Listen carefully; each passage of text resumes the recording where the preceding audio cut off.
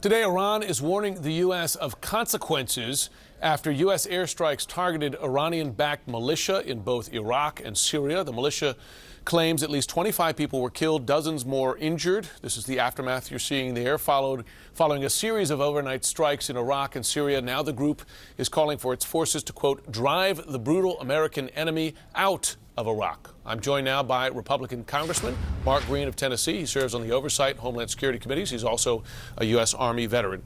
Congressman, we appreciate you taking the time this morning. Thanks, Jim, for having me on the show. So you, of course, served in Iraq. You famously met Saddam Hussein after his capture there. Right. I'm curious how concerned you are about what seems to be brewing as a low-level conflict between the U.S. and Iran there. You have these strikes. You have the U.S. blaming Iran for attacks by this militia on U.S.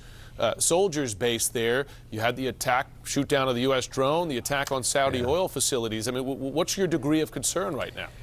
Well, I'm very concerned, obviously. It's a huge issue. Iran's probably been America's clearest enemy since at least 1979. If you look at their constitution, the Iranian constitution actually says that the country exists. The purpose of the nation is global domination. These actions are expected. I know when we first got in and secured Iraq, immediately, Iranian proxies were waging war against American soldiers, and we know that at least 500 plus were killed by these armor-piercing IEDs that they invented to fight coalition forces. So, I mean, they're an enemy, and they've been an enemy since they seized the embassy in Tehran. Yeah, and I remember U.S. forces there specifically blamed Iran for the deaths of U.S. soldiers on the ground due to those IEDs. I wonder, as you see the Iraqi government there, which of course is a U.S. ally, the U.S. has troops deployed there to protect the government. When they say, hey, you violated our sovereignty, where do you see the Iraqi government's loyalty today? Because of course the concern is that they're getting very close to Iran. Absolutely. You know, that was a big concern from the very beginning when we went into Iraq, is that the theocracy in Iran would sort of work its way through insurgency coin type operations into the Iraqi government, and that may be the case. I mean, we need to be very careful as we move forward with that. Another topic, if I can, this in the Ukraine scandal, particularly as we're preparing likely for a Senate trial here. The New York Times reporting today of an interesting Oval Office meeting where you had the Secretary of State, Mike Pompeo, then National Security Advisor John Bolton, and the Defense Secretary, Mark Esper, all lobby the president directly to release the hold on military aid to Ukraine. As you know, the principal Republican defense in the impeachment inquiry in the House was, well, there's no direct line to the president here, insufficient evidence. If the president didn't order the aid hold, why were his senior advisors going directly to him to try to get that aid hold lifted?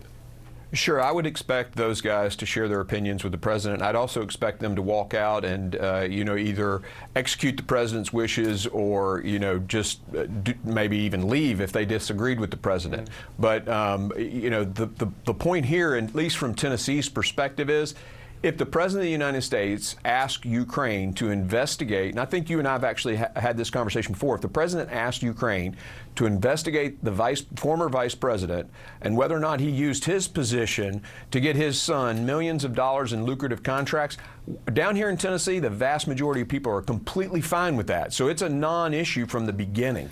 But you know the law. As a sitting member of Congress, you know the Constitution. The Congress appropriates fund. And his own advisors, Mick Mulvaney, was being told it would be illegal for the White House to stop aid that Congress, in a bipartisan vote, had passed. I know the people at home might not consider it a big political issue, but the law says otherwise, doesn't it? But the aid happened. I mean, the aid happened. It was turned back on, and absolutely, it was turned back on, and Ukraine did nothing to get it turned back on. So I'm not sure there's really an issue here. I don't see it. Well, I get the political argument, and I know that a lot of Americans have tuned out on this, but you're a sitting member of Congress, you're a veteran, you respect the role of Congress here. I wonder if you're concerned about the precedent, that a future president, whether Republican or Democrat, could say, I don't care what both houses of Congress passed through a bipartisan vote. I think otherwise. I mean, that's not the way the Constitution's written, is it?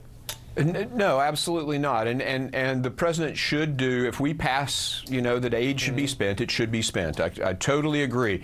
If he holds it to make sure that the money is going to be spent as we need it to be spent, I don't have a problem. Communicate back with us, make sure that we're informed, and I don't have a problem with that.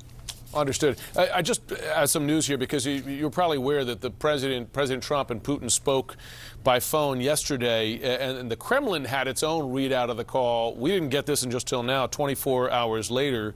It says that Putin called Trump to thank him for information regarding a terrorist attack in Russia. Both presidents continue to support counterterrorism. And the president also discussed state of relations between the U.S. and Russia. I just wonder, from your perspective, do you consider Russia an adversary of the U.S., a dangerous adversary? Absolutely, they're an enemy. I mean, I agree with many people who've said that.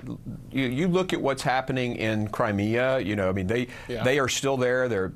But I will say this: the lethal aid that the president authorized with Zelensky has put Zelensky and Putin at the ceasefire negotiation table. So, I mean, I do see them as an enemy, but I think the way our president's handling them is the right way to do it. It's like with North Korea. I mean, he sat down and talked to those guys, but they're still technically an enemy. Congressman Mark Green, we wish you and your family a happy holidays Thanks, and Jim. a happy 2020. Happy New Year to you as well. Thank you very much, and we'll be right back.